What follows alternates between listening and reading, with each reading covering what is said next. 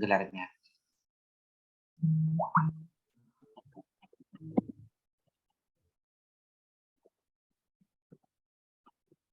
Monggo, Pak Haryanto. Pak Haryanto. Mana ini Pak Haryanto ini?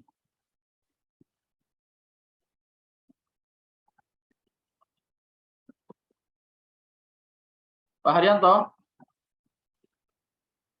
Loh, hilang ini.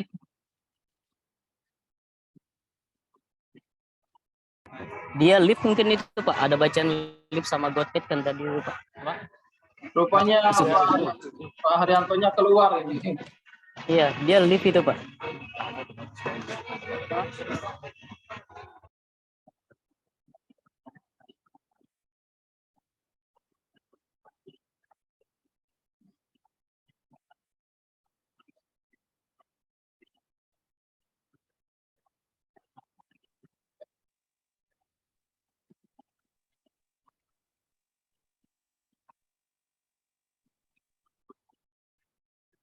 Mungkin jaringannya mungkin.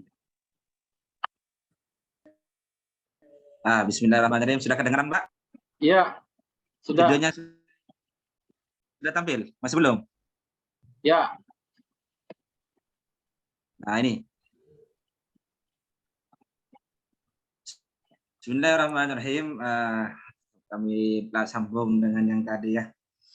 Alhamdulillah pada malam hari ini kita ditakdirkan oleh Allah Ta'ala untuk mengikuti training hipnosis hipnoterapi yang akan dibimbing langsung oleh Ustadz Abdus Salam SEI, MEI, JHT, CI dan Prof. Beliau beliau sudah melatih beberapa lembaga terutama di hipnoterapi. Kemudian saya sebagai moderator akan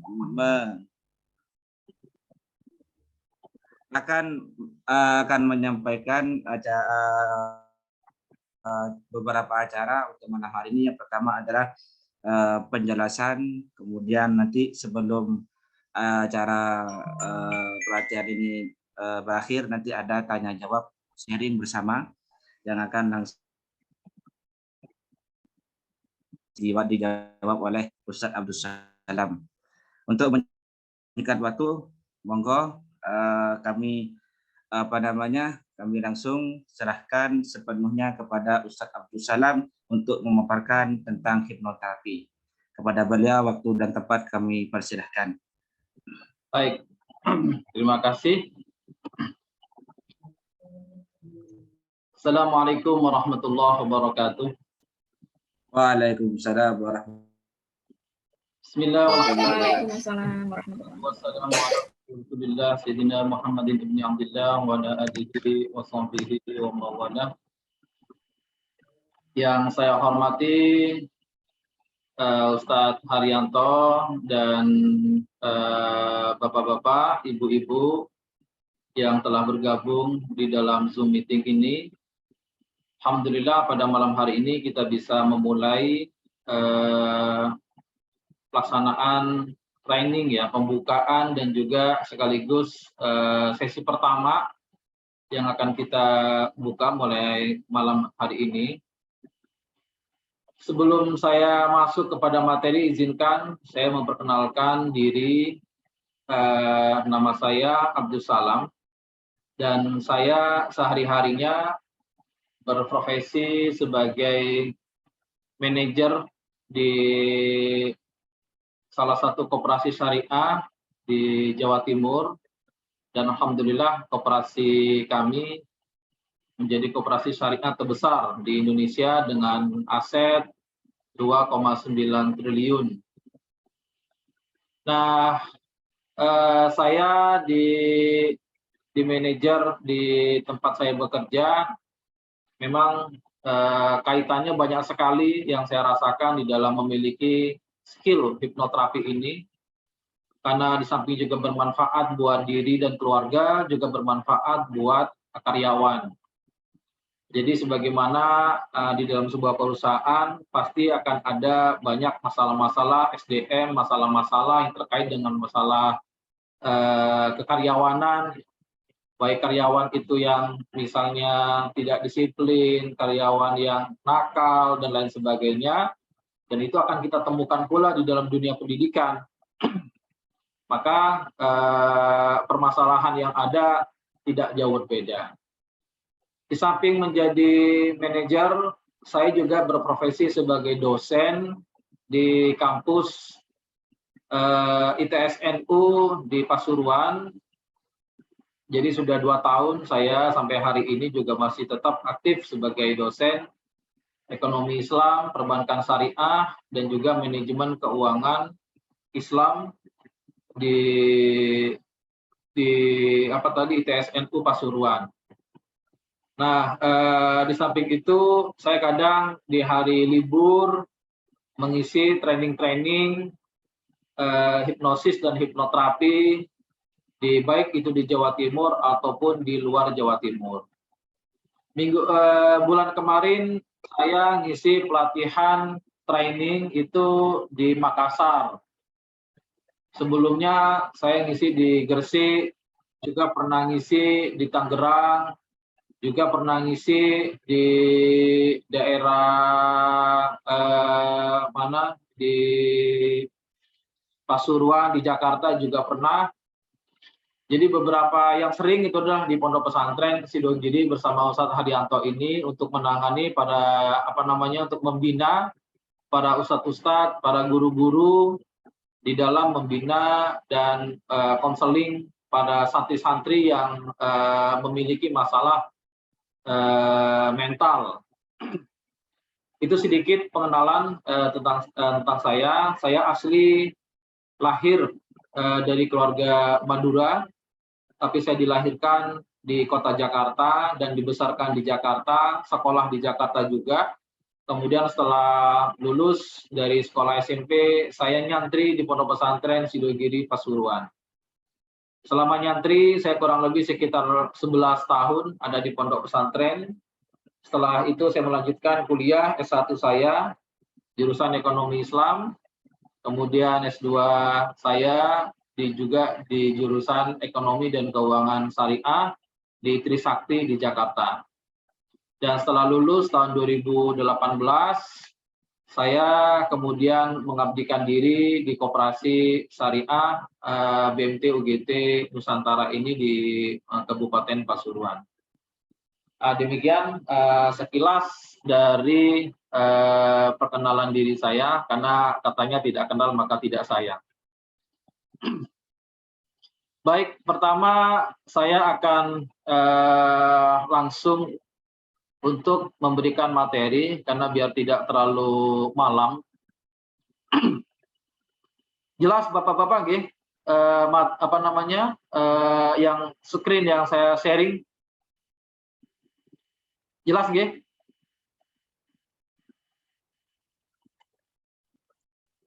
Suara saya jelas, nggih? Oke, jelas, Ustaz.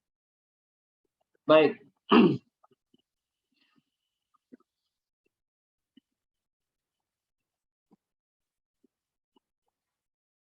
Jadi untuk training ini akan membutuhkan kurang lebih sekitar minimal itu 8 jam. 8 jam ini akan kita jadikan 4 sesi pertemuan, dan khusus pada malam hari ini, malam pertama pembukaan ini saya berikan gratis kepada siapapun yang ikut. Nanti untuk selanjutnya Bapak-bapak, Ibu-ibu kalau tertarik bisa terus ikut ya.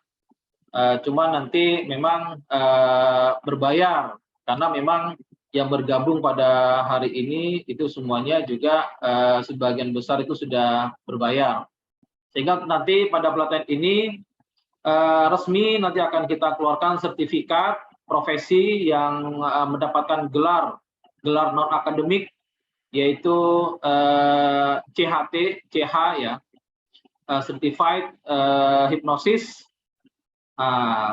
dan nanti bisa dipakai di belakang namanya. dan itu resmi dari Satvika Hipno Academy Indonesia. Oleh karenanya, karena malam ini harinya adalah pembukaan, maka pada malam hari ini kita hanya 1 jam saja sebagai pengantar dan pembukaan pengenalan terhadap hipnosis dan hipnoterapi.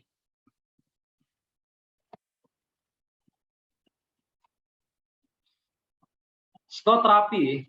Jadi psikoterapi itu sesuai dengan namanya merupakan terapi terhadap aspek psikis atau gangguan mental yang secara umum merupakan terapi terhadap hal yang berkaitan dengan perasaan, pikiran, dan perilaku manusia. Psikoterapi disebut dengan terapi bicara atau terapi psikologi, yaitu sebuah metode yang umum digunakan untuk menangani berbagai gangguan mental dan masalah emosional. Metode ini diberikan oleh seseorang terapis profesional yang ahli di bidang kesehatan mental, seperti psikolog atau psikiater. Nanti akan kita bedakan, Bapak-bapak, Ibu-ibu ya, apa bedanya psikolog, apa bedanya psikiater, apa bedanya konselor, apa bedanya hipnoterapis, di mana perannya masing-masing, supaya kita menjadi tahu posisi profesi ini ada di mana wilayah kerjanya. Nah, kondisi yang memerlukan psikoterapi itu seperti apa? Misalnya gangguan kecemasan, atau kita menyebutnya di dalam bahasa psikologi itu anxiety disorder, seperti obsessive compulsive disorder, OCD. Pernah mendengar nggak OCD itu apa gitu? OCD itu bentuk masalah kesehatan mental yang membuat pengidapnya mempunyai pemikiran atau dorongan yang tidak bisa dikontrol, yang sifatnya berulang. Jadi obsesi itu dari kata obsession, berulang, dan munculnya perilaku secara paksaan, jadi kompulsif. Contoh pada waktu COVID kemarin itu ada seorang anak perempuan SMA masih kelas 2, karena dia baru terkena dengan adanya pandemi COVID itu, dia merasa perlu cuci tangan berkali-kali. Dia cuci tangan, cuci kaki berulang-ulang sampai dia itu nggak mau menyentuh benda apapun dan tidak mau menyentuh kepada orang lain. Sampai-sampai, mohon maaf, ini perempuan sudah usia 16 tahun, gara-gara dia itu merasa kayak ketakutan, kompulsif itu seperti tadi itu, dia kalau melakukan sesuatu selalu diulang-ulang. Jadi kalau cuci tangannya itu nggak cukup 3 kali, 4 kali, bisa sampai belasan kali dicuci, kakinya belasan kali, ini sampai akhirnya bajunya itu dibuang semua. Jadi dia nggak pakai baju apa-apa karena dia ada rasa kekhawatiran, ketakutan yang sangat takut tertimpa penyakit yang namanya COVID gitu ya. Nah, ini adalah namanya obsessive compulsive disorder, kita menyebut dalam OCD. Atau orang-orang yang fobia. Nah, beberapa hari yang lalu saya ketemu dengan orang yang fobia terhadap hujan gitu ya. Jadi kalau ada hujan, dirinya pasti sakit. Pasti ada salah satu teman kita di karyawan di kantor ini, setiap kali ada hujan atau ada badai, angin kencang, dia sakit dan dia tidak masuk kerja. Nah, ini adalah setelah kita tanyakan, ternyata dulu ada trauma yang terjadi di dalam pikirannya itu pada waktu peristiwa tsunami gitu. Jadi dia terbayang betapa dahsyatnya peristiwa tsunami itu, hingga kemudian menjadikan dirinya itu trauma setiap kali melihat banjir, hujan, atau angin topan badai. Nah, hal-hal seperti ini adalah merupakan gangguan terhadap mental seseorang, yang dampaknya dari mental pikiran itu bisa mengganggu kepada tubuhnya. Ini orang-orang yang seperti ini kalau ke dokter, dia tidak bisa terdeteksi sakitnya gitu. Karena yang sakit itu sebenarnya adalah bawaan dari psikisnya. Nah, karena penyakitnya itu adalah psikis, maka penyakit psikis itu bisa mempengaruhi kepada tubuh. Maka oleh karena itu ini disebut dengan psikosomatis. Jadi penyakit yang dirasakan oleh fisik yang diakibatkan dari pikiran atau mental.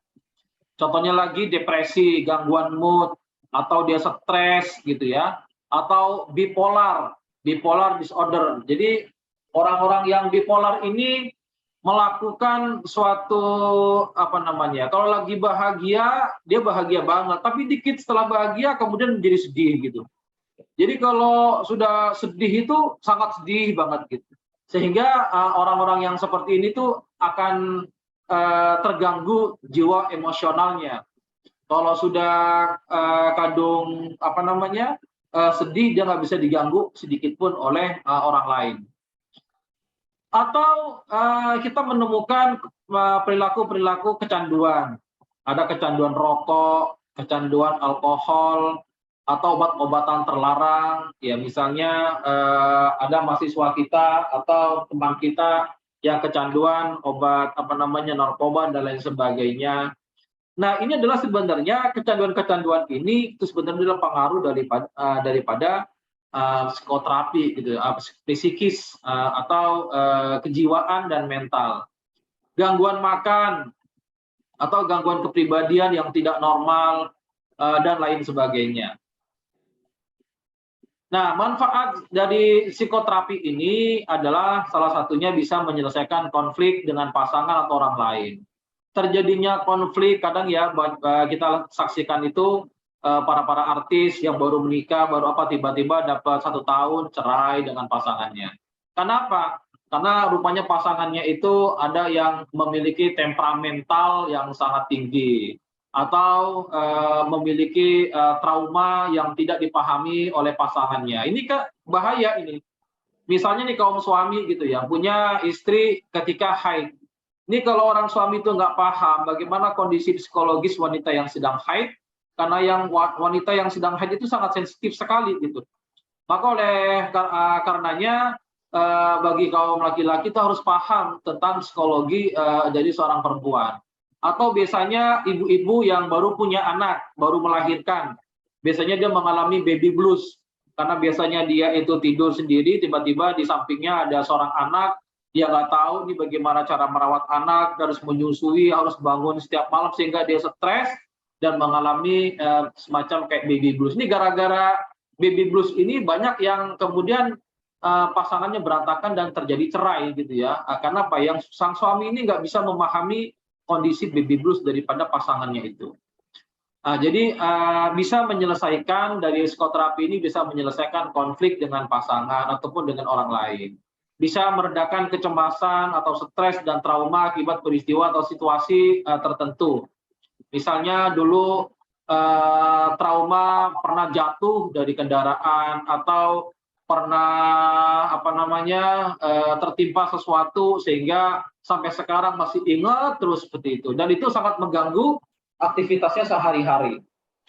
Atau dia bisa mengatasi menjalani kehidupan dengan lebih baik setelah munculnya peristiwa besar yang mengubah hidup seperti terjadinya perceraian, kematian orang yang sangat dicintai. Jadi ini sekadar curhat. Kira-kira pertengahan tahun yang lalu itu saya pernah kedatangan seorang ibu-ibu. Dia umur 45 tahun datang ke rumah. Sama anaknya dibawa. Kenapa saya bilang? Dia nggak mau makan, nggak mau bicara, nggak mau beraktivitas. Pekerjaannya termenung aja terus di kamarnya. Dibawa ke dokter, dikasih obat, nggak bisa, tetap aja nggak mau ngomong, nggak mau makan, nggak mau beraktivitas. Dan itu sudah pindah-pindah rumah sakit gitu ya. Badannya kurus sekali. Kalau diperiksa oleh dokter itu penyakitnya nggak ada gitu. Nah namanya orang kampung itu kan kadang mereka menjustis sesuatu penyakit itu kan kadang mereka macam-macam gitu ya. Mungkin ini kena sambet atau kena tenung gitu, atau kena sihir, atau kena santet, atau kena sambet di mana begitu kan. Nah setelah dibawa ke rumah, saya tangani, saya tanyakan. Ternyata beliau ini suaminya kena COVID, meninggal, dan yang perempuan ini, istrinya ini memiliki dosa atau kesalahan yang belum sempat minta maaf kepada suaminya. Karena dia merasa punya salah sama suaminya dan sempat belum minta maaf, kemudian suaminya meninggal, dia masih belum ikhlas ditinggal oleh suaminya. Karena ada perasaan tadi nggak plong ditinggal mati oleh suaminya, apalagi dia belum siap untuk merawat anak-anaknya yang banyak itu, sehingga dia seolah-olah kayak setengah gila gitu ya, nggak mau makan, nggak mau aktivitas, nggak mau ngobrol, pokoknya serba termenung dan sedih terus begitu. Nah, kemudian setelah saya terapi, saya tangani, baru 1 kali itu terapi itu. Saya coba hadirkan suaminya, kemudian setelah dalam keadaan kondisi hipnosis ya, saya sugestikan, saya coba hadirkan, kemudian ibu ini nangis, dan di situ kemudian saya suruh ke ibunya untuk minta maaf kepada suaminya. Setelah dia mengutarakan permohonan maafnya, Mas, saya mohon maaf kepada jenengan, saya dulu punya salah ini gitu-gitu. Selesai kira-kira prosesnya setengah jam sampai 1 jam. Kemudian setelah disadarkan, saya tanya, gimana perasaannya Bu? Gitu. Alhamdulillah Ustadz, saya lega gitu. Saya sekarang bisa tenang karena saya sudah minta maaf kepada suami gitu. Kemudian dia sudah enak makannya, dia kemudian juga sudah bisa berinteraksi lagi, dan dia sudah bisa beraktivitas di pasar karena dia aslinya adalah seorang penjual sayur-sayuran di pasar begitu. Akibat satu masalah, dia tidak bisa melakukan apa-apa. Nah, ini terjadi dalam masyarakat kita. Dan kadang masyarakat kita itu macam-macam ya, menjustis penyakit orang. Mungkin ini kena sambet gitu kan, atau kena kesetanan, kena kesurupan di mana, begitu kok tiba-tiba begini. Padahal sebenarnya adalah masalah psikisnya yang terganggu di ibu tersebut. Nah, juga bisa memulihkan ini, memulihkan diri dari pelecehan fisik atau seksual. Ini ada nih, misalnya siswa kita pernah ada korban pelecehan seksual, selalu teringat, terbayang-bayang, ya, atau trauma akibat menyaksikan kekerasan. Nah, ini kan hal-hal yang mengganggu terhadap psikis atau kejiwaan seseorang. Mengatasi sulit tidur dan dapat tidur lebih nyenyak. Ini kalau bapak-bapak, ibu-ibu nih yang punya orang tua ya.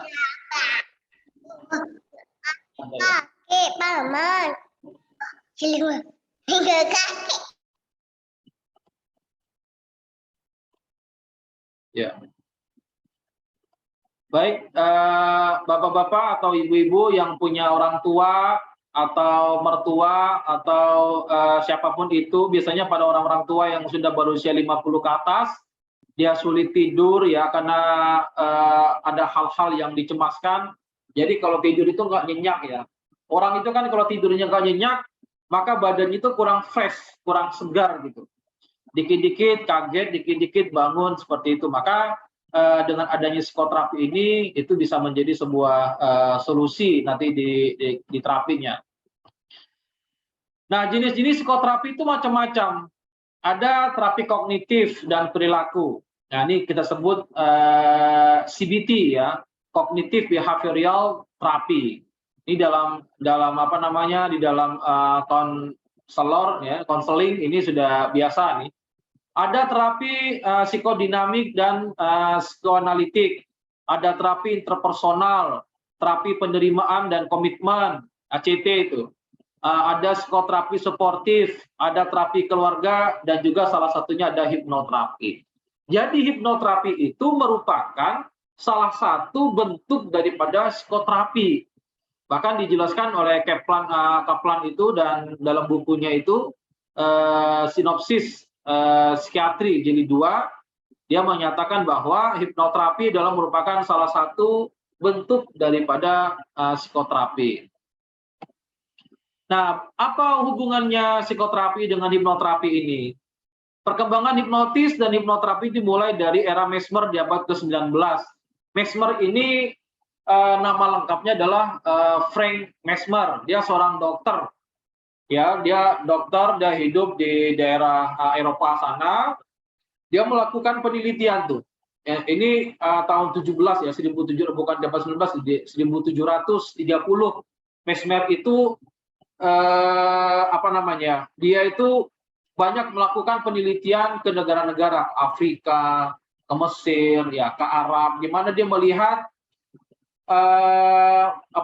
perilaku masyarakat yang kemudian kalau dalam bahasa orang dulu itu disebut magic gitu ya. Ada upaya-upaya penyembuhan kayak santet dan lain semacamnya. Ini kenapa nih? Kok dari jauh ini bisa ditularkan kepada orang dengan jarak yang jauh? Ini kok cuman diginikan kok bisa sembuh begitu? Nah, itu Mesmer melakukan penelitian, dia seorang dokter. Biasanya dia itu ketika menyembuhkan pasiennya, dia menggunakan obat. Tapi kemudian dia melihat suatu kejadian-kejadian aneh dan unik menurutnya, ada orang itu sebelum dikasih obat, udah sembuh gitu. Kadang dari jauh dengan cara tidur, dia sembuh. Ada lagi misalnya kayak semacam di daerah Afrika itu kan terkenal ilmu hitamnya tinggi gitu ya. Seperti kayak sihir, tenung, santet, dan lain sebagainya. Kenapa kok bisa bekerja gitu? Bagaimana cara kerjanya energi itu gitu? Kenapa orang dengan dibaca mantra-mantra, kok tiba-tiba orang yang dibaca mantra-mantra terpengaruh, kemudian terjadilah reaksi di badannya. Nah, ini bagaimana cara kinerjanya? Oleh Mesmer, hal-hal semacam ini itu diteliti. Akhirnya, dia dalam penelitiannya menemukan berarti dalam diri manusia itu ada semacam kekuatan gitu di dalam diri manusia. Nah, kekuatan inilah yang dia maksud dengan seperti magnet. Magnet itu kan saling tarik menarik ya. Jadi kalau ada magnet ketemu dengan magnet lainnya, ini saling tarik menarik seperti itu. Nah, di dalam diri manusia itu menurut Mesmer itu ada kekuatan yang namanya magnet. Magnet ini itu bisa saling tarik menarik. Kalau dia sudah satu frekuensi, maka dia akan terjadi saling tarik menarik. Nah, kekuatan inilah yang dimanfaatkan oleh Mesmer. Kemudian Mesmer setelah mempelajari dan memperdalam kekuatan magnet yang ada dalam diri manusia itu, dia akhirnya mengobati pasien-pasien tidak lagi dengan menggunakan obat, tapi dengan menggunakan kekuatan magnet yang ada dalam dirinya. Dia mengalirkan kekuatan tubuhnya, lalu dia mengirimkan energi magnet itu kepada pasiennya, dan ternyata sembuh. Nah, begitu.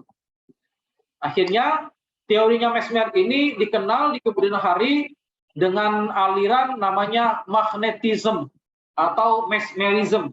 Karena penemunya Mesmer, ya, maka dia menamakan teorinya ini dengan nama mesmerism atau magnetism gitu ya. Jadi karena dalam diri manusia itu ada magnetnya. Nah, nanti teori ini akan berkembang nih. Kalau Bapak Ibu pernah membaca LOA namanya, Law of Attraction gitu ya. Jadi hukum terhadap alam ini bahwa itu akan terjadi tarik-menarik di alam semesta ini, ada hukum tarik-menarik. Jadi kalau kita itu energinya positif, maka kita akan bertemu dengan orang-orang yang positif. Kalau negatif, pasti akan bertemu dengan orang-orang yang negatif. Makanya kalau misalnya kita bertemu dengan kawan yang selalu ceria, dia energi, dia semangat, kita pun akan terbawa gitu. Itulah energi. Sebaliknya kalau kita bertemu dengan orang yang bawaannya itu lesu, dia lemes, kemudian kita pun akan terikut dengan energinya itu. Contoh misalnya nih, kalau ada satu rumah, kemudian di dalam rumah itu baru saja terjadi orang yang bunuh diri di dalam rumah itu. Maka rumah itu akan kelihatan angker. Walaupun orangnya sudah tidak ada, jadi seolah-olah hawa energi negatif yang ada di rumah itu tuh masih tetap ada. Dan itu berpengaruh gitu pada orang yang ada di dalamnya. Nah, mobil misalnya, mobil baru terjadi tabrakan dan mati itu sopirnya. Ini walaupun mobilnya sudah diperbaiki, pasti kalau dijual beli dia harganya akan jatuh, akan turun. Orang akan tanya, ini mobil udah pernah tabrakan apa belum nih gitu. Karena kalau image-nya kalau mobil itu sudah pernah tabrakan, kayak semacam ada energi negatif yang ada dalam mobil itu, sehingga pengemudi berikutnya itu juga akan rentan terjadi tabrakan, musibah, kecelakaan dan lain sebagainya. Jadi energi-energi negatif itu sebenarnya dia bisa mempengaruhi terhadap energi yang lain. Makanya kita harus senantiasa selalu mengasah pikiran-pikiran kita, jangan sampai kita terpengaruh dengan pikiran-pikiran yang negatif. Kita berupaya memberikan afirmasi-afirmasi yang positif setiap harinya. Kalau saya membiasakan diri biasanya setiap mau sholat atau habis sholat subuh gitu, ya Allah, alhamdulillah gitu, saya bahagia, saya sehat, saya terberkati, saya beruntung, begitu. selalu mengafirmasikan diri kita itu husnudzon kepada Allah. Ya Allah, alhamdulillah, mudah-mudahan hari ini saya beruntung, hari ini saya bisa memberikan energi yang positif kepada kawan-kawan saya dimanapun saya berada dan kapanpun saya berada, saya selalu energi positif dan saya bisa memberikan energi-energi positif kepada kawan-kawan saya dimanapun saya berada. Dan saya terjauhkan dari orang-orang yang membawa energi negatif kepada saya. Silakan menjauh seluruh energi negatif dari tubuh saya. Nah, itu kita membiasakan diri seperti itu. Sehingga kalau kita sudah membiasakan diri itu selalu berafirmasi positif, maka yang ada pada tubuh kita ini terbawa menjadi energi yang sangat energik dan positive thinking seperti itu. Selanjutnya, kalau kita selalu berenergi positif, kita semangat, kita energik, maka itu akan menjadi karakter kita. Nah, kalau sudah menjadi karakter, itu akan menjadi nilai diri kita. Selanjutnya nilai diri itulah yang kemudian akan menentukan nasib kita ke depannya, begitu. Jadi hal itu ditentukan daripada pikiran kita yang luar biasa ini yang diciptakan oleh Allah Subhanahu wa taala. Nah, setelah mesmer itu kemudian dia nanti selanjutnya itu dia teori mesmer ini dikembangkan oleh pemikir berikutnya, ya, yaitu oleh James Braid. Kata James Braid begini, oh ternyata setelah kita teliti kekuatan yang ada dalam diri manusia, yang kata mesmer itu adalah dia magnet, itu sebenarnya adalah sugesti begitu. Nah, dari sugesti itulah kemudian bisa dibahasakan. Jadi kalau mesmer alirannya itu dia tanpa bahasa. Jadi ketika ingin menidurkan orang, mesmer itu cukup menyalurkan energi. Dia menyapu tangan seperti ini. Nah, jadi kalau Bapak Ibu itu di YouTube ya, silakan klik di YouTube itu aliran hipnotis mesmerism atau magnetism. Maka dia ketika ingin menidurkan seorang, dia nggak perlu menggunakan bahasa verbal. Dia menggunakan bahasa tubuh. Jadi yang dialirkan itu adalah energi. Energi yang ada pada tubuh kita dialirkan kepada orang yang ingin kita tidurkan. Jadi ini adalah ke bawah, ini adalah menurunkan energi orangnya, sehingga orang itu nanti akan tertidur. Nah, kata James Braid, kekuatan itu adalah sebenarnya sugesti, sehingga sugesti itu bisa dibahasakan. Muncullah di situ kemudian aliran hipnotis ini yang dengan menggunakan sugesti, menggunakan alat bantu verbal, menggunakan bahasa, sehingga kita melihatnya ketika kita mau mentidurkan seseorang, ya, tarik nafas, turunkan, tarik nafas, turunkan lagi, tarik nafas lagi, dan tidur semakin dalam, semakin nyaman, semakin nikmat, semakin damai, 100 kali lipat lebih nyaman dari sebelumnya. Nah, ini adalah kata-kata ini adalah merupakan kata-kata sugesti yang dalam bahasa James Braid ini adalah merupakan sugesti yang bisa diberikan kepada orang yang ingin kita induksi dia menjadi kondisi hipnosis. Nah, di sisi lain, psikoterapi itu yang dikembangkan oleh dunia psikologi semakin berkembang, akan tetapi pada umumnya psikoterapi diterapkan dalam kondisi klien sepenuhnya sadar, sehingga menimbulkan kerumitan tersendiri. Nah, di sini nih mulai menarik nih. Jadi kalau psikoterapi yang dikembangkan oleh dunia psikologi, ya, ini ada sedikit problem karena dia menerapkannya itu dalam kondisi sadar, sehingga kalau sadar itu sulit untuk ditangkap. Misalnya begini, saya tahun 2016 punya kawan, dia fobia kepada kecoa. Tubuhnya besar, dia seorang S3 doktor di bidang tafsir dan hadis. Pada waktu itu saya ikut lomba dai internasional ya, dari PBNU itu. Nah, ini saya sekamar sama orang yang memiliki penyakit fobia kepada kecoa. Setiap kali dia itu melihat kecoa, dia pasti akan kabur. Ya. Padahal tubuhnya besar dan seorang yang cerdas ya, karena memang doktor gitu. Nah ini kalau kita bilang kepada kepada kawan saya itu, kamu buat apa takut sama kecoa? Orang kamu besar kok. tinggal injek aja itu kecoa, maka dia akan mati. Itu nggak bisa diterima oleh pikiran sadarnya. Karena yang bermasalah itu bukan pikiran sadar, yang bermasalah itu adalah pikiran bawah sadarnya. Kejadian peristiwa masa lalu yang terekam di dalam pikiran bawah sadarnya, itu loh masalahnya itu ada di situ. Bukan ada pada kondisi sadar. Sehingga ketika kita memberikan nasihat kepada klien dalam kondisi sadar, ini nasihat yang kita berikan atau perintah yang kita berikan itu tidak bisa masuk ke dalam dirinya menjadi efek penyembuhan gitu. Kenapa? Karena sebenarnya masalah itu bukan ada pada kondisi sadarnya dia gitu. Kalau dalam kondisi sadar, kita bisa gampang saja mengatakan orang kecoa itu kecil kok, kamu gede tinggal injek itu mati itu kecoa gitu. Ya menurut kamu gitu, menurut saya beda lagi. Yang kan mau nginjek, ngelihatnya saya sudah geli gitu. Ngelihatnya saja saya sudah jijik. Nah, jadi dia boro-boro mau nginjek gitu. Jadi ketika dia ceramah di atas panggung, lalu ada kecoa itu muncul di balik panggungnya, dia lompat-lompat dan turun ke bawah gara-gara dia takut pada kecoa gitu. Nah, hal ini banyak nih terjadi di sekitar kita gitu. Ada yang fobia sama cicak, ada yang fobia sama laba-laba, fobia sama kucing, fobia sama cacing, dan lain sebagainya. Sehingga ketika ketemu benda-benda hewan-hewan atau lainnya yang dirinya merasa fobia, dia merasa terganggu. Nah ini kalau di dalam dunia psikologi, ini sulit nih, dia menemukan kesulitan untuk memberikan terapinya, karena pada umumnya itu psikoterapi itu diterapkan dalam kondisi sepenuhnya sadar, sehingga dia memiliki kerumitan gitu ya.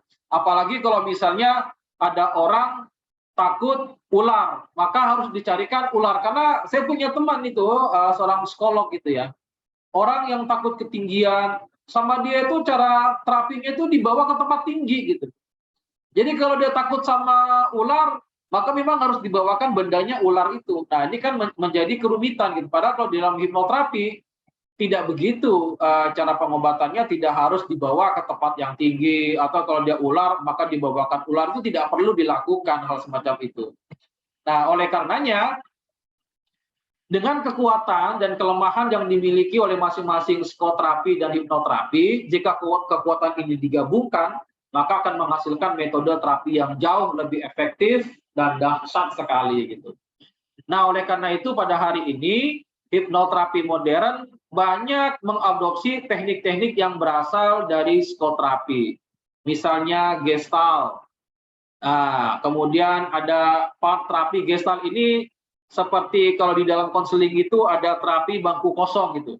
Jadi kita misalnya kita bermasalah sama orang tua gitu ya, kemudian kita takut, maka itu ketika di terapi seolah-olah ada bangku kosong di hadapan kita, dan bangku kosong itu kita imajinasikan adalah orang tua kita, sehingga kita berkomunikasi dengan orang tua kita, tapi sebenarnya yang berkomunikasi adalah diri kita sendiri.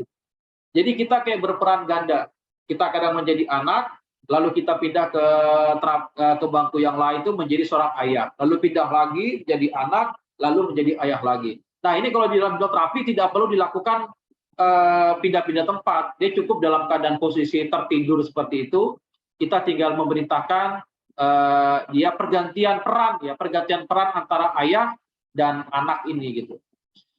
Nah, jadi ada lagi tuh tekniknya, ada part terapi, ada forgiveness terapi, ada anchor, ada regression, dan lain sebagainya. Di mana teknik-teknik ini akan menjadi sangat efektif jika diimplementasikan ketika klien atau pasien kita dalam keadaan trans. Trans itu dalam bawah sadar, bukan tidak sadar, bukan sadar. Jadi pikiran kita itu ada 3, ada sadar, ada bawah sadar, ada tidak sadar. Jadi kondisi yang tidak sadar itu kondisi tidur gitu ya. Nah, kalau kondisi sadar itu adalah kondisi saat critical area kita tuh aktif. Jadi saat kita itu aktif, sedang menganalisa, sedang hitung-hitungan, sedang aktif berdiskusi, itu berarti adalah kondisinya itu sadar. Tapi saat turun, dia kondisi fokus atau kondisi rileks ya, nah, maka itu adalah gelombang otaknya itu sudah menuju kepada pikiran bawah sadar. Nah, saat gelombang otaknya itu pikiran ke bawah sadar, saat inilah sugesti itu bisa diberikan. Nah, kapan kita bisa mengetahui kondisi bawah sadar atau tidak sadar? Nanti akan kita lanjutkan pada sesi-sesi berikutnya ya. Nah, ini perbedaan psikolog, psikiater, konselor, dan hipnoterapis. Kalau psikolog itu, dia orang yang telah menempuh latar belakang pendidikan formal dari nama program yang sama, yaitu psikologi, di taraf sarjana psikologi. Kemudian dia mendapatkan profesi psikolog, maka mereka menempuh program magister dengan spesialisasi yang sama. Nah, psikolog itu terdapat beberapa jenis dan bidang khusus. Dengan begitu, pekerjaan lingkup mereka yang luas bisa dipersempit dan memiliki spesialis masing-masing. Misalnya, psikolog klinik, psikolog pendidikan, psikolog krimsus, kayak kemarin itu ya, kasusnya Verdi Sambo itu. Maka orang-orang yang menjadi korban, ini didatangkanlah psikolog kriminal supaya bisa mengorek keterangan dari orang-orang yang menjadi korban, seperti itu. Psikolog ini tidak berhak memberikan obat. Nah, ini yang perlu diperhatikan ini. Jadi kalau psikolog, dia nggak boleh ngasih obat. Karena mereka tidak belajar ilmu kedokteran. Baru kalau dia mau memberikan obat, dia harus sekolah kedokteran. Nah, kalau dia sekolah kedokteran, kemudian dia mempelajari psikolog, kita sebut dia nanti adalah psikiater gitu. Nah, kalau psikiater, ini berarti adalah seorang psikolog yang sudah mempelajari ilmu kedokteran, maka dia boleh memberikan obat karena dia sudah tahu obatnya apa, seperti itu. Nah, sekali lagi psikolog ya itu bekerjanya itu menggunakan pikiran sadar, bukan pikiran bawah sadar, sehingga ketika pikiran sadar ini akan akan mengalami kesulitan di dalam terapinya. Karena namanya pikiran sadar kan sulit untuk diterima gitu, segala sugesti yang diberikan gitu. Selalu, kenapa? Critical area-nya itu selalu masih aktif. Nah, ketika critical area-nya masih aktif, maka sugesti itu dia nggak bisa tertembus dindingnya. Kenapa? Dihalangi oleh critical area yang menjaga pikiran sadar kita. Nah, tugasnya seorang hipnoterapis ini bagaimana menjadikan critical area-nya ini kemudian tidak aktif gitu. Jadi ketika critical area yang selalu menjaga pikiran sadar ini aktif, maka sugesti itu sulit untuk masuk ke dalam pikiran bawah sadar. Nah, saat critical area-nya ini sudah mulai tidak aktif, nah dia kemudian relax atau fokus, maka sugestinya itu masuklah ke pikiran bawah sadar, sehingga bisa diterima tanpa ada kritik. Nah, tadi sebagaimana saya jelaskan, kalau psikiater itu dia sarjana kedokteran S1, kemudian melanjutkan ke bidang S2 kedokteran jiwa. Nah, dia sudah mempelajari masalah kejiwaan atau sering disebut dengan SPKJ. Nah, psikiater ini merupakan orang yang meneliti gangguan jiwa pada seseorang, sehingga mereka bisa mengetahui penyebab gangguan kejiwaan tersebut. Mereka bekerja menggunakan sistematika medis yang terarah sehingga bisa meminimalisir kesalahan diagnosisnya. Nah, psikiater ini dituntut untuk dapat melakukan diagnosis, pemeriksaan kejiwaan, serta memberikan terapi untuk mengatasi masalah kejiwaan pada pasiennya. Nah, baru nih psikiater inilah dia boleh memberikan obat-obatan, karena di samping dia seorang dokter, dia juga ngerti tentang masalah psikologis. Kemudian berikutnya adalah konselor. Konselor itu adalah orang yang berpengalaman dan menempuh program pendidikan formal. Jadi setelah menyelesaikan pendidikannya, dia kemudian melanjutkan pelajarannya untuk menjadi spesialis di bidang konselor. Dia menjadi kayak semacam sahabat gitu ya. Jadi lebih tepatnya kalau konselor itu dia hampir sama dengan psikolog. Bedanya kalau konselor itu dia melayani pasien itu yang bermasalah dalam hidup, dalam artian tidak terikat dengan kondisi gangguan jiwa seperti gila atau mental illness ya, kehilangan semangat, kehilangan giroh ya, dan lain sebagainya. Ini kalau konselor tidak bisa. Jadi konselor itu akan memposisikan dirinya itu sebagai seorang teman gitu. Jadi kalau misalnya ada yang bermasalah, ya ini kita kayak memposisikan diri itu sebagai sahabatnya, diajak ngobrol, curhat seperti itu. Nah, ini adalah konselor. Jadi alih-alih dia menjadi orang yang secara derajat dan lebih tinggi sedikit dibandingkan dengan pasien yang mereka alami. Tapi sekali lagi, konselor itu secara keilmuannya dia bekerja dalam pikiran sadar, bukan pada pikiran bawah sadar. Sehingga baik konselor ataupun psikolog, dia memiliki keterbatasan di dalam memberikan apa namanya konselornya ya apa namanya advice atau nasihat yang akan diberikan kepada klien-kliennya, karena kliennya masih di posisi di pikiran sadar. Nah, berbeda dengan hipnoterapis. Hipnoterapis adalah orang yang memang melakukan hipnoterapi, salah satu profesi yang umum membantu manusia mengatasi masalah psikis seperti stres, ya, kecanduan obat-obatan, rokok, trauma, fobia dan lain sebagainya. Nah, ini menggunakan terapi pikiran bawah sadar. Oke, jadi disinilah bedanya antara apa namanya profesi-profesi yang tadi saya sebutkan di atas, mulai dari psikolog, psikiater, konselor, dan hipnoterapis. Jadi kalau hipnoterapis itu memang dia tidak perlu sekolah formal, S1, S2, memang tidak ada seperti itu ya. Jadi untuk mendapatkan ilmunya, dia tidak perlu melakukan sekolah formal. Hipnoterapis itu kan lebih semakin baik kalau kita sebagai terapis itu dia memiliki pengetahuan di bidang psikologi. Jadi akan lebih sempurna lagi dilakukan oleh orang-orang yang memiliki ilmu psikologi. Nah, ilmu hipnoterapi ini bisa didapat melalui training-training dan workshop resmi yang diadakan oleh organisasi. Nah, organisasi di Indonesia, bapak-bapak, ibu-ibu, itu ada Prahiti dan ada Perhisa. Ini dua organisasi besar yang ada di Indonesia dan resmi diberikan nomor izinnya oleh Kementerian Kesehatan. Sehingga dari Prahiti ataupun Perhisa inilah yang kemudian dia membuat LKP, lembaga-lembaga diklat, pelatihan-pelatihan di daerah-daerah itu yang kemudian mereka mengeluarkan sertifikasi itu. Jadi sertifikasi yang dikeluarkan oleh organisasi-organisasi ini, kemudian kita bisa mendaftarkan diri kita sebagai terapis di kabupaten masing-masing. Jadi kalau dokter itu dia buka praktek klinik di rumahnya, pasang plat, buka praktek dokter spesialis gigi apa gitu, maka di dalam hipnoterapis pun bisa gitu. Kita kalau sudah mengurus mulai dari sertifikat kita, mengurus perizinannya, dapat rekom dari organisasi Prahiti ataupun dari Perhisa ini, lalu kita mendaftarkan ke dinas kesehatan di masing-masing kabupaten, lalu oleh dinas kabupaten itu nanti dinas kesehatan akan diberikan rekomendasi, kita bisa buka tuh pelang di rumah kita. Jadi menjadi resmi pelang untuk praktek hipnoterapis.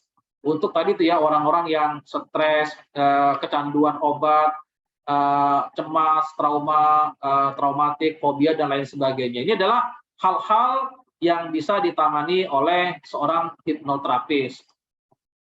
Nah, jadi seperti saya pernah mengikuti training di Prahiti. Prahiti ini adalah Perhimpunan Hipnoterapis Indonesia. Kalau yang Perhisa ini Perhimpunan Hipnoterapis Profesional Indonesia. Jadi masing-masing dari organisasi ini mereka memiliki modul yang masing-masing modulnya itu juga memiliki ciri khas masing-masing. Ada teknik-teknik yang berbeda. Jadi semakin kita banyak mengikuti pelatihan dan workshop yang diadakan oleh organisasi resmi yang ada di Indonesia ini, maka kita akan semakin kaya terhadap khazanah pengetahuan tentang hipnoterapi ini. Alhamdulillah, saya pernah mengikuti di dua organisasi ini. Saya CHT saya itu dari IBH, Indonesia Board Hypnotherapy, dari organisasi Prahiti. Kemudian saya masih belum puas, saya ikut lagi CHT di Perhisa, dan kemudian saya juga ikut aliran yang mesmerism itu, pelatihan mesmerism, bagaimana memberikan terapi tanpa kata-kata. Jadi ada orang itu yang pandai berkata-kata, ada orang yang tidak pandai berkata-kata. Misalnya kalau kita mau mengobati seorang kiai, kan nggak mungkin kiai hembuskan nafasnya dan tidur, begitu kan nggak mungkin. Jadi kita menggunakan aliran yang mesmerism. Cukup dengan menggunakan energi yang kita kirim secara perlahan tanpa menggunakan kata-kata, kita menurunkan gelombang otaknya seorang kiai atau ustadz atau orang tua, yang tidak mungkin kita kadang mengeluarkan kata-kata di hadapan mereka ya, karena kita mungkin sungkan seperti itu, maka kita bisa menggunakan yang aliran magnetisme atau mesmerism tadi itu. Nah, ini sangat bermanfaat sekali. Nah, jadi praktisi hipnoterapi itu dia tidak memberikan obat. Ini ya, perhatikan ya. Jadi ketika kita nanti belajar hipnoterapi, kemudian kita sudah paham dan kita sudah bisa membuka jasa pengobatan hipnoterapi kepada masyarakat, hipnoterapi tidak boleh memberikan obat karena dia tidak sekolah kedokteran. Jadi yang berhak memberikan obat itu hanya psikiater. Nah, sementara hipnoterapi itu dia bekerja di pikiran bawah sadar. Ini ada kemudahan nih dan lebih efektif dibandingkan profesi-profesi lainnya yang bekerja di dalam pikiran sadarnya. Karena kalau di dalam pikiran bawah sadar itu kita diuntungkan gini. Misalnya gini, ada orang dia fobia sama ular atau dia fobia sama ketinggian. Kita tidak perlu bawa dia ke tempat yang tinggi. Cukup dia tidurkan, ya. Lalu setelah tidurkan, lalu kita minta, bayangkan Anda sekarang berada di tempat tinggi di dalam sebuah pesawat yang saat ini tingginya adalah 5.000 kaki dari bumi gitu. Dan bayangkan Anda saat ini benar-benar sedang berada di atas awan. Tunjukkan bagaimana sekarang tubuh Anda ketika Anda melihat Anda berada di tempat yang tinggi. Nah, jadi kita bisa menggunakan imajinasi atau membayangkan sesuatu tempat yang tinggi saat klien itu dalam keadaan posisi seperti tertidur yang hipnosis ini. Nah, berbeda dengan psikolog atau yang tadi konselor, ketika dia ingin memberikan sebuah terapi atau ingin memberikan nasihat atau apa. Jadi kalau ada orang yang takut ketinggian, benar-benar dibawa ke tempat yang tinggi gitu, jadi tempat yang tinggi. Kalau dia takut ular, benar-benar dia kayak semacam bawa ular. Tapi kalau di dalam hipnoterapi tidak, kita tinggal bilang, bayangkan apapun yang saya pegang nanti saat Anda membuka mata, maka benda yang saya pegang ini adalah ular menurut Anda gitu. Dan ini nyata dalam pikiran Anda. Nah, jadi seringkali kita ketika memberikan terapi kepada klien atau kepada pasien itu ya, klien kita, dia takut kecoa, maka kita tidak perlu mencari kecoa gitu. Dia takut cacing atau cicak, kita tidak perlu mencari cacing atau cicak. Jadi benda yang ada di sekitar itu bisa kita gambarkan itu adalah dalam pikiran dia adalah cicak atau binatang yang dia takutkan gitu. Karena dia sudah masuk kepada kondisi pikiran bawah sadar. Di sini adalah bedanya antara peranan atau jabatan atau profesi di antara psikolog, psikiater, konselor, dan hipnoterapis. Nah, hipnoterapis dalam tahapan tertentu itu tetap perlu minta bantuan dokter untuk memberikan obat dalam beberapa hal ya. Jadi hipnoterapis itu minta bantuan psikiater nih kira-kira obat apa nih yang pas. Misalnya tadi ketika menangani OCD. OCD itu yang tadi yang saya bilang anak SMA umur 16 tahun yang dia terus-menerus melakukan perbuatan sesuatu yang berulang-ulang gitu ya. Cuci tangan lagi, cuci tangan lagi sampai dia melakukan berulang seperti itu. Nah, dia kadang kita butuh bantuan psikiater untuk memberikan obat. Nah, sekarang kita sudah masuk kepada pemahaman hipnosis dan hipnoterapi. Jadi hipnosis itu apa nih isu dan mitosnya? Nah, kita mendengar nih di masyarakat kita, oh hipnosis itu sihir, oh hipnosis itu pakai khodam jin, hipnosis itu pakai mantra-mantra jampi-jampi, oh hipnosis itu ilmu hitam, hipnosis itu bid'ah yang haram dipelajari karena dia tidak diajarkan oleh Nabi, begitu kan? Hipnosis itu ilmu yang bahaya, sebab bisa menipu orang.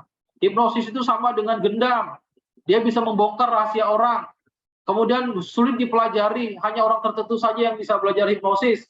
Hipnosis itu settingan. Nah, ini adalah merupakan isu dan mitos ya, yang mereka-mereka yang tidak pernah belajar hipnosis akan mengatakan seperti itu. Padahal sama sekali hipnosis itu tidak ada mantra, dia tidak ada jampi-jampi, dia tidak menggunakan khodam jin, dan kemudian tidak ada ilmu hitam atau jadi dia benar-benar murni adalah merupakan sugesti ya, kata-kata yang dikeluarkan itulah kata-kata yang bisa mempengaruhi pikiran bawah sadarnya. Dan hipnosis itu tidak akan terjadi tiba-tiba seperti orang gendam.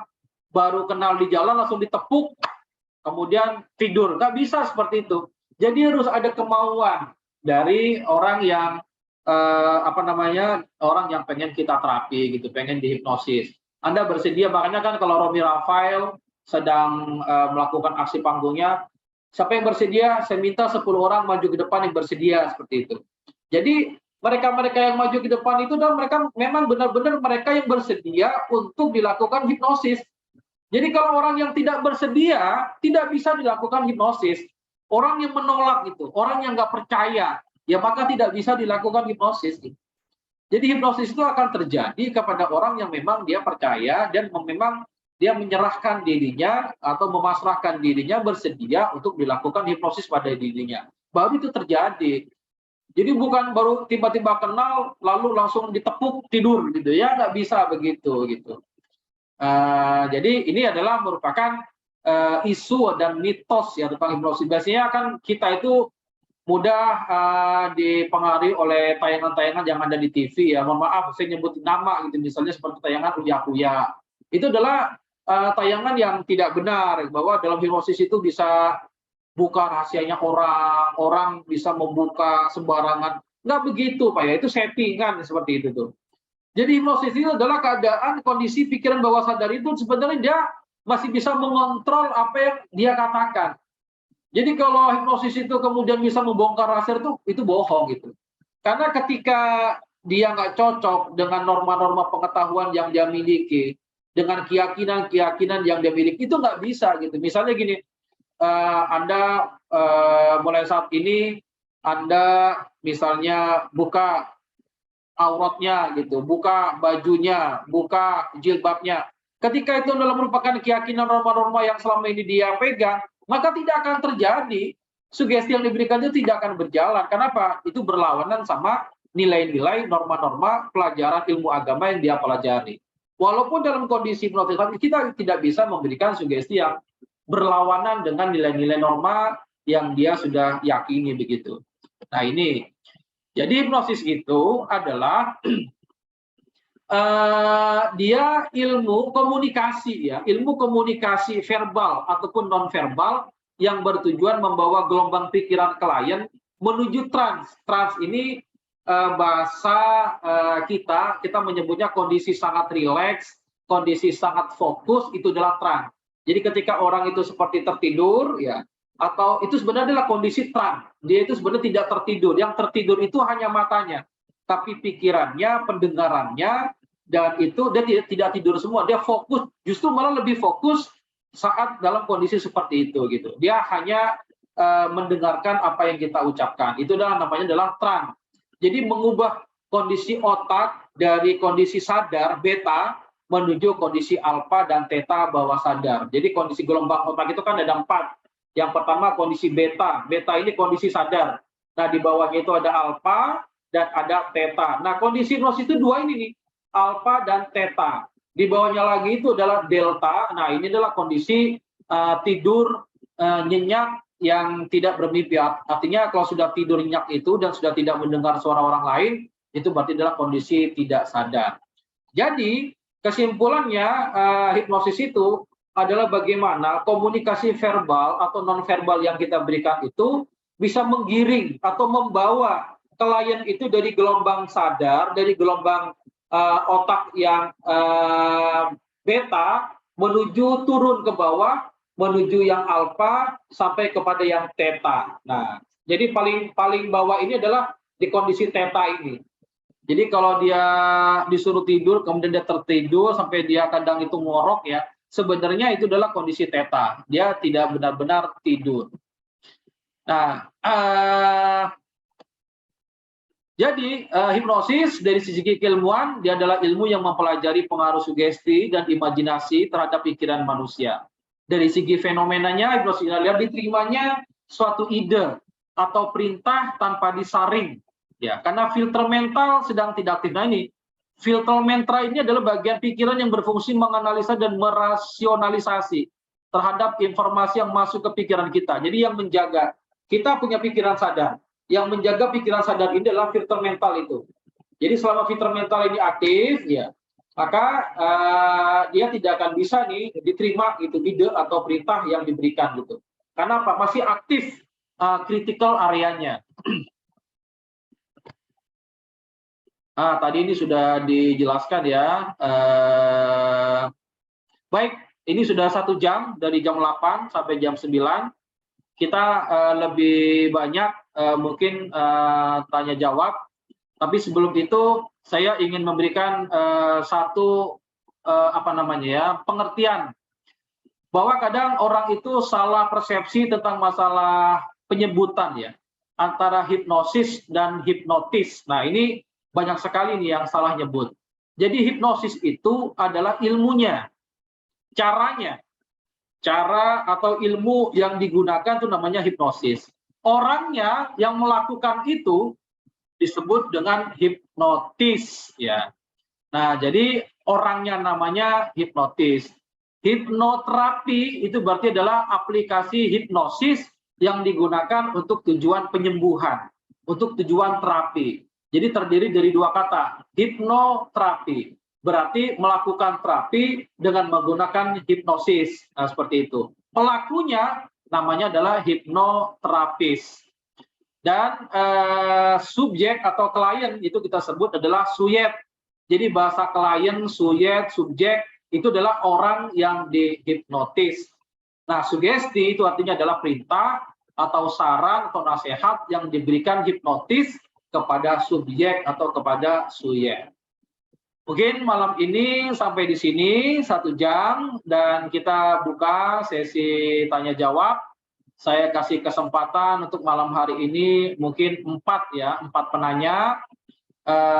Silakan langsung bisa bertanya dan menghidupkan mikrofonnya. Pak Haryanto,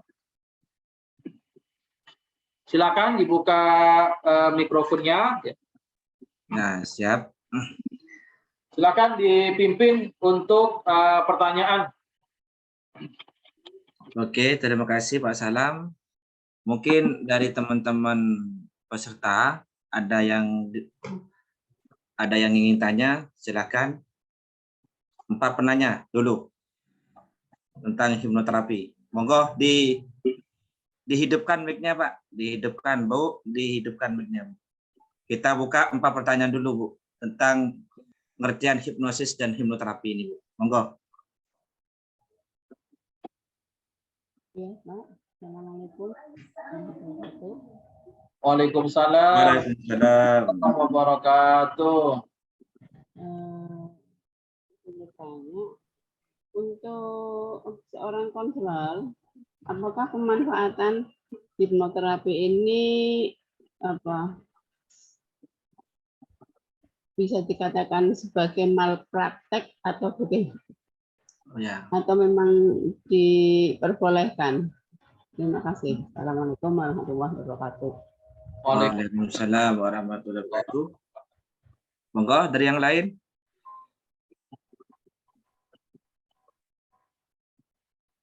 Mungkin yang masih belum paham tentang Yesi Marlina SPDI, monggo diaturkan.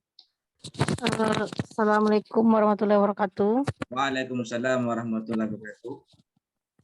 Saya mau tanya Pak. Iya, monggo. Kan hipnosis ini atau hipnoterapi ini bisa diterapkan kalau tadi kliennya atau subjeknya dalam keadaan bagaimana tuh sukarela gitu kan. Artinya dia mau gitu. Nah, bagaimana kalau seandainya nih kan saya karena guru BK ini di sekolah, ternyata siswa saya nggak rela dia nanti gitu kan. Sementara penanganan untuk dia ini memang harus ke hipnoterapi lagi gitu, masalahnya nggak bisa lagi, dia harus dikasih sugesti gitu kan. Nah, bagaimana itu Pak gitu?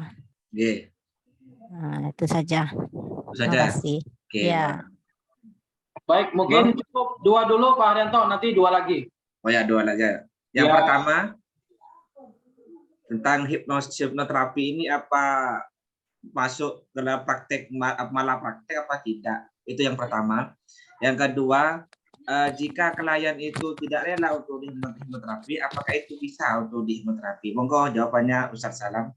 Baik, saya jawab yang pertama tadi dengan Ibu siapa ya tadi ya? Lupa ya namanya ya. Bu Hamidah. Bu Hamidah ya. Oke. Jadi gini Bu Hamidah, tadi seperti yang saya jelaskan bahwa hipnoterapi ini adalah merupakan organisasi resmi yang ada di Indonesia dan sudah mendapatkan izin dari Kemenkes ya, Kementerian Kesehatan. Bahwa di dalam Kementerian Kesehatan itu ada tiga organisasi yang diakui oleh pemerintah. Yang pertama adalah IDI, ya, Ikatan Dokter Indonesia. Itu untuk mengobati masyarakat yang memiliki gangguan medis, benar-benar penyakit medis seperti batuk misalnya, kemudian misalnya lagi misalnya flu atau sakit gigi, ini udah medis, ini dokter gitu ya. Yang kedua, ini adalah organisasi tadi itu ya, Prahiti atau Perhisa tadi itu. Organisasi-organisasi yang di situ adalah himpunan hipnoterapis Indonesia, dan ini sudah disahkan, ada undang-undangnya juga yang melindunginya dan menaunginya. Dan yang ketiga adalah pengobatan tradisional. Nah, jadi masyarakat kita itu boleh memilih gitu. Kalau misalnya dia sakit, nah ini dia harus kemana nih? Boleh ke dokter, boleh kepada hipnoterapis, ya, atau boleh kepada pengobatan tradisional. Nah, tapi kan kadang masyarakat kita ini banyak nih yang salah datang. Ya mohon maaf ya, dengan kejadian viral kemarin antara pesulap merah dengan Gus Samsudin itu banyak orang itu yang salah datang gitu loh. Ketika dia memiliki gangguan-gangguan penyakit yang sifatnya non medis, dia jatuhnya malah ke dukun begitu kan ya. Sehingga akhirnya tidak mendapatkan pengobatan yang diharapkan. Bahkan ada sebagian yang ditipu begitu kan ya. Jadi dia merasa dirinya tidak nyaman, merasa dirinya itu misalnya tersantet ya, padahal itu adalah hanya santet persepsi gitu kan dia. Belum tentu benar-benar dia adalah disantet, cuma karena ada orang menyatakan disantet atau perutnya merasa sakit, kepalanya merasa pening, kakinya seolah-olah ada belingnya atau ada pakunya begitu. Nah, ini kalau pergi ke dokteran dilakukan check up medis gitu, dia nggak ada apa-apanya begitu. Tidak ada sesuatu yang ada di dalam tubuhnya, cuman rasanya kan sakit gitu ya. Inilah yang disebut dengan tadi itu ya, psikosomatis. Jadi penyakit tubuh yang disebabkan karena ada faktornya psikis gitu. Nah, orang yang seperti ini itu wilayahnya hipnoterapis gitu. Dan karena hipnoterapis tadi itu sudah dilindungi oleh undang-undang, maka ini bukan lagi malpraktek Bu gitu.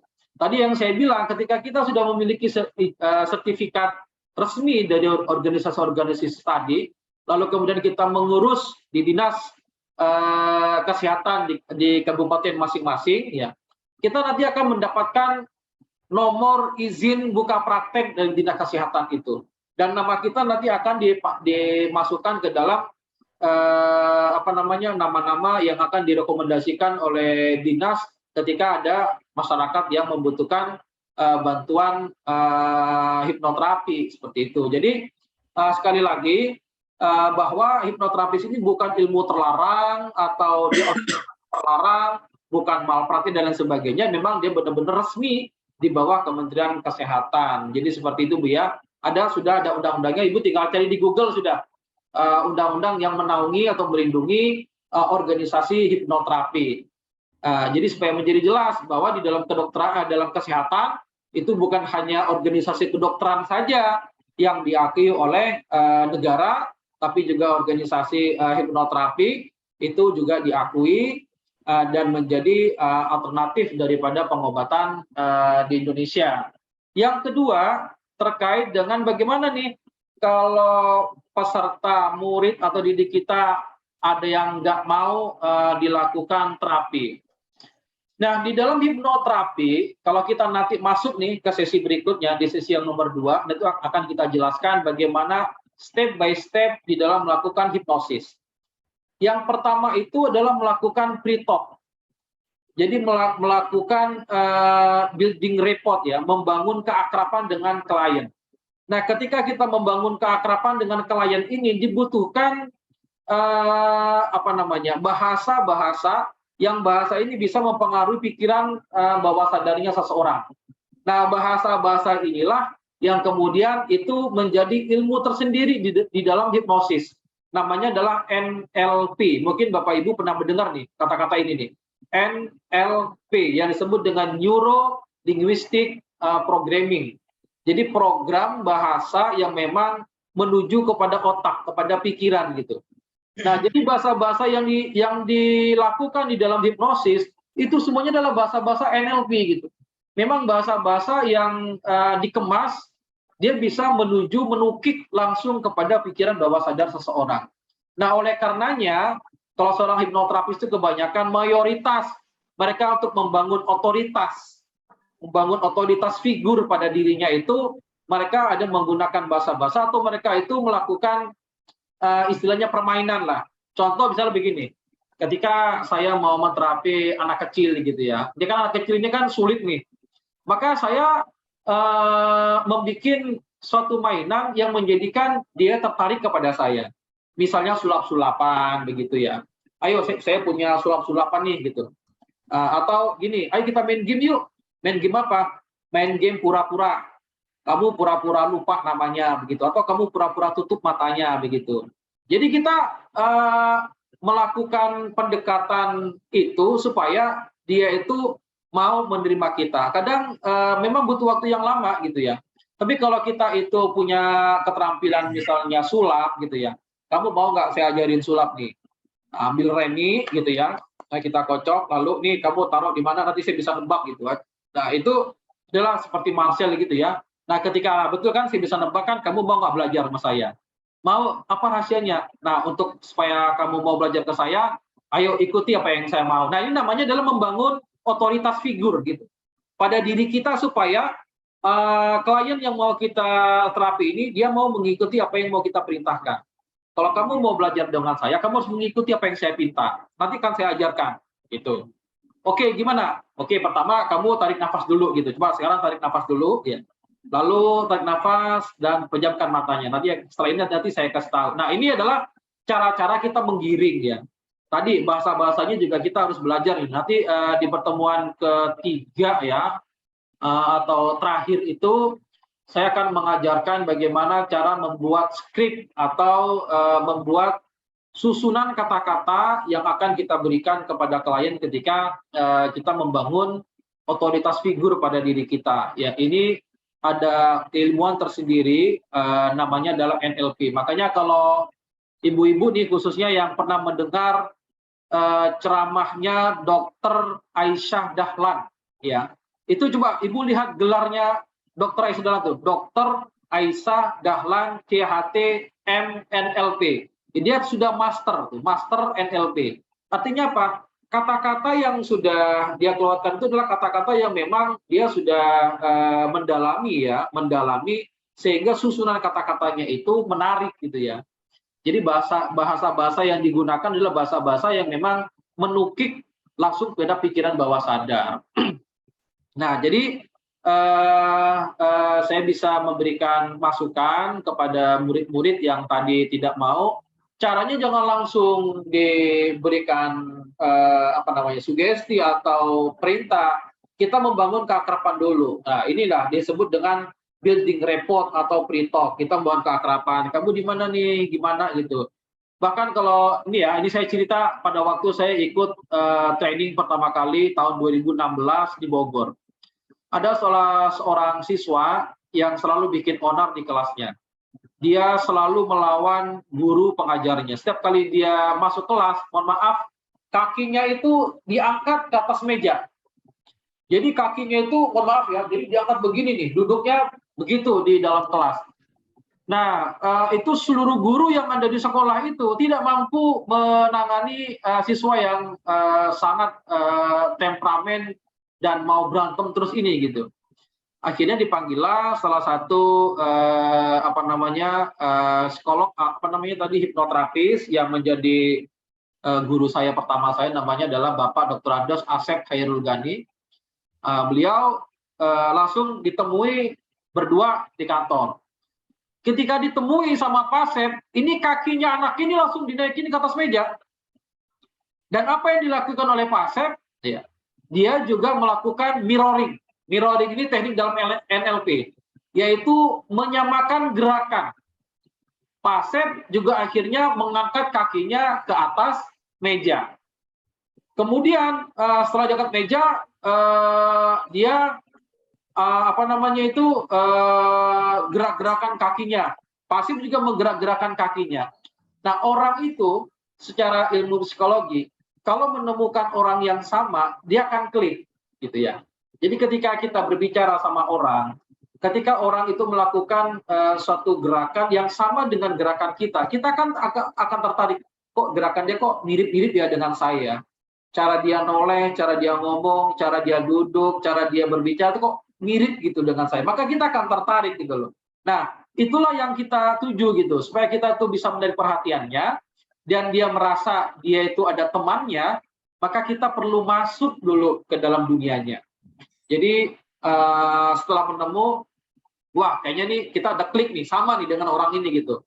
Nah, ketika kita sudah menemukan itu, barulah dilakukan leading. Ya, di dalam NLP itu namanya setelah mirroring, kemudian adalah leading. Kita mengarahkan itu bagaimana sekarang dia menjadi anak yang benar. Nah ini, jadi jangan pada waktu anak ini sedang bermasalah kita marahin lalu kemudian dinasihat, itu nggak akan masuk gitu ke dalam pikiran bawah sadarnya si anak tersebut. Demikian Ibu yang bisa saya sampaikan. Nanti mungkin dalam pertemuan berikutnya kita bisa banyak tanya jawab. Silakan Pak Haryanto, mungkin ada lagi 2 orang mungkin. Oke, ini dari Ibu Laili. Ini bertanya, saya mau tanya Pak, siswa saya sering tidak masuk sekolah dengan alasan sakit. Dan ini sering terjadi di tahun sebelum-sebelumnya. Dan parahnya, akhir-akhir ini hampir satu minggu dia masuk cuma 1 hari. Lalu pertanyaannya, apa yang harus saya lakukan Pak untuk menggali masalahnya? Ini dari Ibu Laili. Kemudian yang kedua, monggo dipersilahkan. Itu Pak Ahmad Jailani. Pak Ahmad Jailani, monggo. Assalamualaikum warahmatullahi wabarakatuh. Waalaikumsalam warahmatullahi wabarakatuh. Ya ini Pak, ini tentang berkaitan dengan hipnosis, tentang pengenalannya. Tadi sudah disampaikan juga tentang teori bahkan sejarah-sejarah tentang hipnosis sendiri. Ini Pak, kalau kita kan sudah melakukan pendaftaran gitu ya Pak ya. Tadi Ustadz juga ngasih tentang NLP, habis gitu bagaimana teknik hipnosis verbal dan non verbal gitu kan. Nanti pas pertemuan selanjutnya ini Pak, apakah kita akan diajari hal seperti itu gitu kan? Karena sebelum saya ngikutin sebelum ngikutin Zoom Meet ini kan saya ada beberapa hari sebelum memang sudah ada menggali secara mandiri tentang hipnosis itu seperti apa. Ternyata dari kebanyakan YouTube atau di searching itu ternyata hipnosis itu kebanyakan bermain verbal, bermain kosakata gitu. Nah, apakah nanti saat kita pelatihan ke sesi selanjutnya itu apakah kita akan diajari hal yang seperti Pak Abdul Salam kita sampaikan tadi Pak? Itu saja, terima kasih Pak. Baik. Pak Salam dijawab. Baik, untuk yang pertama yang Bu Laili ya. Ya, betul. Disinilah perannya kita menjadi seorang guru atau orang tua. Jadi kalau di dalam guru itu ada namanya hypno-teaching namanya ya.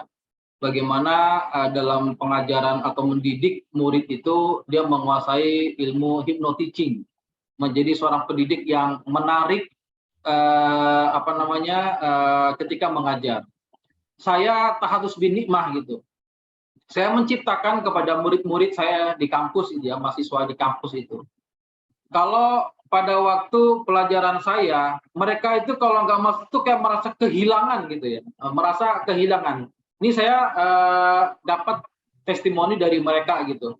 Mereka mengatakan kalau udah waktunya Pak Salam ngajar, mereka itu bisa dikatakan 100% atau hampir 100% mereka itu masuk semua. Karena mereka kayak merasa hilang dan eman betul gitu kalau mereka tuh nggak masuk pada waktu pelajaran saya gitu. Nah, ini jangan-jangan ada beberapa hal nih yang Bapak Ibu keliru di dalam teknik mengajar atau teknik mendidiknya gitu. Sehingga anak ini merasa jenuh atau merasa boring, merasa takut, merasa dan lain sebagainya, sehingga tidak ada kedekatan emosional antara murid dengan gurunya. Nah, maka hal yang harus dilakukan adalah main ke rumahnya, ya, melakukan pendekatan emosional, ya, dengan cara misalnya apalah begitu ya, misalnya diajak ngobrol atau diajak bermain atau dikasih hadiah atau apa, kita pengen tahu kan bagaimana dia itu bisa. Nah, tadi nih teknik untuk mengobrol, teknik untuk berdialog dengan orang semacam ini, tadi itu ada satu keilmuan lagi yang harus Bapak Ibu kuasai, namanya adalah NLP. Jadi teknik NLP ini adalah bahasa-bahasa yang memang diprogram, jadi sesuai dengan judulnya, neuro. Neuro itu adalah otak, pikiran. Linguistik adalah bahasa, P-nya adalah programming gitu. Memang yang bahasa yang diprogram untuk menuju kepada otak, misalnya. Wahai Ahmad, gitu, kok bagus sekali, menarik sekali, gitu ya. Bagaimana kalau misalnya saya akan menjadikan Ahmad lebih baik lagi gitu dari kemampuan yang saat ini gitu. Nah, saya ada nih, jadi yang menjadikan siswa atau ini semakin lebih menarik bahasanya itu adalah bahasa-bahasa yang sifatnya itu memotivasi dan tidak boleh ada kata-kata negatif di dalam bahasa itu. Misalnya gini, jangan kau lakukan itu. Dan ini tidak boleh dalam bahasa NLP atau dalam bahasa hipnosis, itu tidak boleh. Jadi misalnya begini, kita pengen menyeru anak itu supaya tidak nakal. Coba perhatikan bahasa saya, Bu ya. Kamu itu jangan jadi anak yang nakal.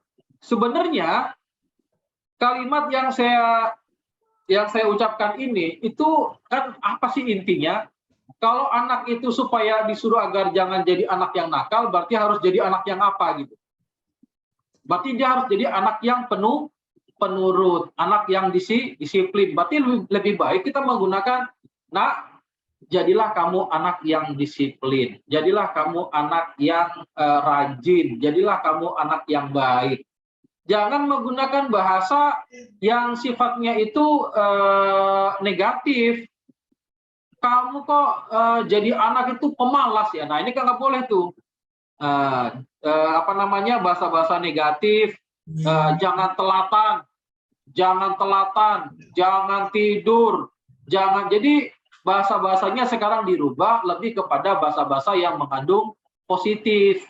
Kalau misalnya jangan telat, berarti jadilah kamu anak yang disiplin, jadilah kamu anak yang lebih rajin, jadilah kamu anak yang jauh lebih semangat di dalam belajar. Itu lebih baik daripada kita menggunakan kata-kata yang negatif. Nah, ini nanti dalam pelajaran berikutnya itu, dalam bab sugesti, kita akan belajar menyusun kata-kata sugesti yang akan kita berikan kepada klien kita gitu. Bagaimana ketika kita memberikan kata-kata sugesti. Nah, itu nanti ada pelajarannya, ada babnya tersendiri dalam pertemuan berikutnya. Oke, seperti itu Ibu. Jadi nanti pertama adalah mengkoreksi diri dari teknik mengajar, mendidik yang selama ini dilakukan, jangan-jangan ini kurang menarik seperti itu. Saya biasanya kalau mau belajar, kalau mau mengajar itu 5 menit sebelum saya ngajar, saya ajak mereka itu untuk untuk terapi gitu ya. Misalnya, mari kawan-kawan, ya kita semuanya membuka pikiran kita, membuka gelas hati kita, mengosongkan gelas hati dan pikiran kita untuk bisa menimba ilmu sebanyak-banyaknya. Jangan sampai gelas kita, hati kita tertutup ya, karena bagaimana sebanyak ilmu apapun, kalau gelas hati kita tertutup, maka tidak akan masuk ilmu kita. Ayo kita buka hati kita buka pikiran kita memohon kepada Allah agar hati kita bisa menerima ilmu. Nah, jadi di 5 menit pertama itu sangat penting ya, Bapak Ibu ya, ketika kita mau mengajar begitu. Saya selalu memberikan sugesti di awal, ayo kita kirim Fatihah gitu bagi agama Islam, kita kirim berdoa kepada Allah, mudah-mudahan dalam hari ini, pelajaran hari ini itu bisa maksimal dan menjadi tambahan ilmu yang bermanfaat, barokah buat kita semuanya. Al-Fatihah begitu. Nah, Jadi kalau sudah di awal itu kita sudah memberikan kata-kata sugesti yang baik, insya Allah mereka akan semangat itu dari awal sampai akhir untuk mengikuti pelajaran kita. Nah, kalau sudah ada masalah, ya perlu kita mencari tahu nih, pergi ke rumahnya, kita bermain, mengobrol, mengajak dia curhat. Nah, bagaimana caranya? Nah, itu nanti ada keterampilan tersendiri, Bu ya. Mungkin nanti kita bisa pelajari keterampilan ini nanti di bab-bab selanjutnya. Yang berikutnya, Pak Ahmad Jailani tadi menanyakan bagaimana tentang masalah NLP dan menyusun bahasa ini apakah akan kita pelajari. Jelas Pak, nanti kita akan di bab 2 ini sudah mulai ada tugas nih. Kita nanti akan menyusun kalimat induksi itu bagaimana. Nanti di pertemuan berikutnya, pertemuan ketiga, kita akan menyusun kata-kata sugesti. Dan yang keempat, nah ini nih yang paling sulit nih, nanti ini tugas kita adalah menyusun teknik-teknik terapi ya. Jadi kan permasalahan itu kan banyak.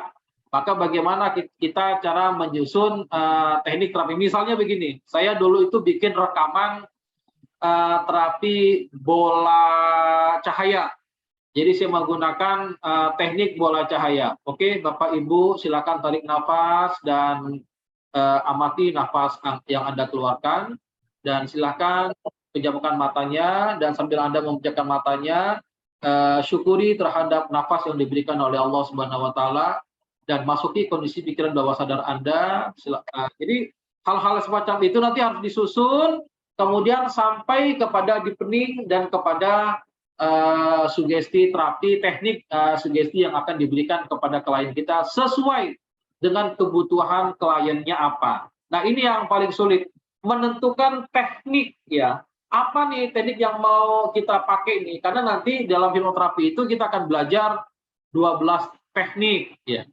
Jadi ketika misalnya ada orang datang ke saya, Pak, ini saya mau berhenti ngerokok nih Pak, gitu. Nah, maka ketika ada orang mengatakan seperti ini, saya harus berpikir nih, teknik apa yang tepat untuk orang supaya berhenti merokok. Atau ada orang kayak tadi ibu-ibu tadi itu datang, dia suaminya meninggal, orang yang sangat dia cintai meninggal, dia masih belum move on gitu kan. Maka teknik apa yang saya gunakan kepada orang ini? Ada lagi orang yang merasa dirinya kena santet gitu, dia merasa kena sihir, ini kakinya bengkak atau perutnya bengkak, kepalanya pening gitu. Ini teknik apa yang mau saya pakai? Nah, ini teknik-teknik inilah yang nanti akan kita pelajari dan kita pergunakan sesuai dengan kebutuhan yang yang klien butuhkan seperti apa. Jadi Pak Ahmad, insya Allah dalam pertemuan yang terakhir itu kita akan belajar teknik-teknik ini untuk kebutuhan dari klien kita. Seperti itu, Pak Ahmad ya. Siap Pak, terima kasih banyak nih Pak. Ditunggu untuk sesi selanjutnya nih. Baik, ini karena sudah 9:30 ya, sesuai tadi. Ini untuk hari ini, pertemuan pertama ini memang saya buka gratis ya. Untuk pertemuan yang kedua, ketiga, dan keempat, maka hanya saya peruntukkan bagi yang sudah bayar saja. Jadi mohon maaf kepada Bapak Ibu yang masih belum melakukan pembayaran, karena ilmu ini juga saya dapatkan tidak gratis, dan juga sertifikat yang saya dapatkan dari sini juga nanti berbayar, karena sertifikat ini sertifikat resmi yang dikeluarkan oleh Sertifikat Hipnoterapi Indonesia.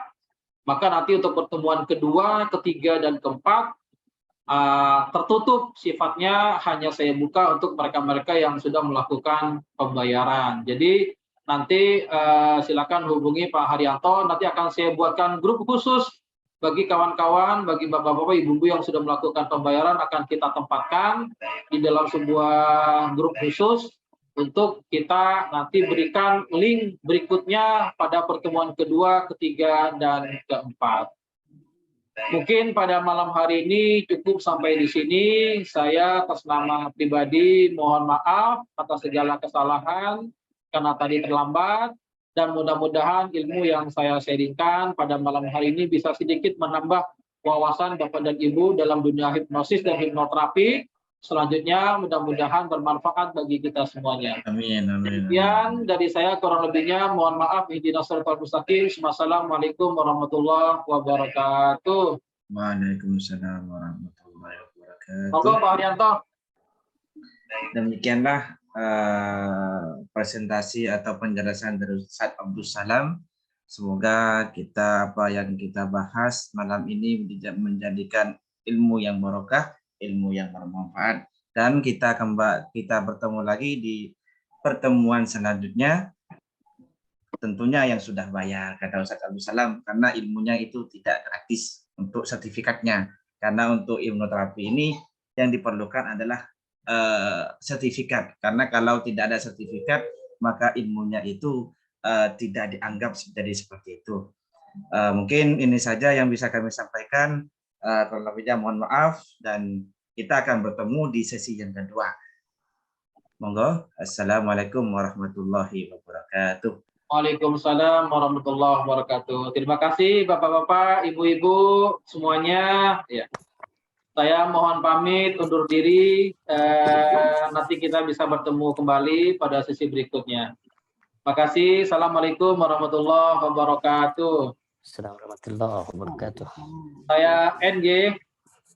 N.